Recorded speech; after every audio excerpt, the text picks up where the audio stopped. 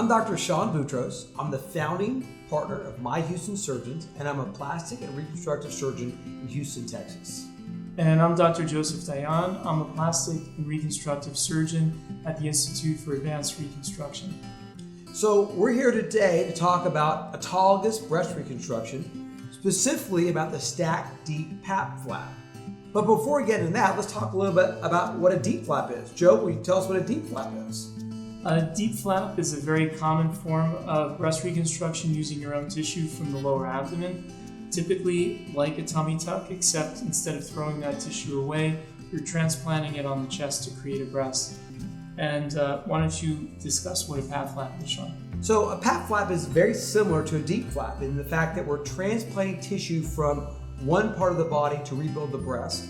In this case, we're transplanting tissue from the thigh, specifically the inner thigh, to bring volume to the breast. Now, unfortunately, a DIEP flap is, fortunately, the DIEP flap is, I would say, the gold standard of breast reconstruction.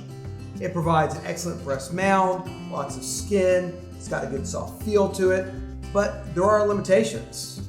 100%. So one of the common problems that we see in DIEP flap reconstruction, or why some patients are told they couldn't have DIEP flap reconstruction, is they just don't have enough fat in their belly for one or two breasts. And a stacked DIEP flap basically takes two DIEP flaps to create one breast. So you're doubling the volume, tipping the scale so you can replace that volume and skin if needed for one breast. And you can use a PAP flap or thigh flap in order to reconstruct a second breast if needed.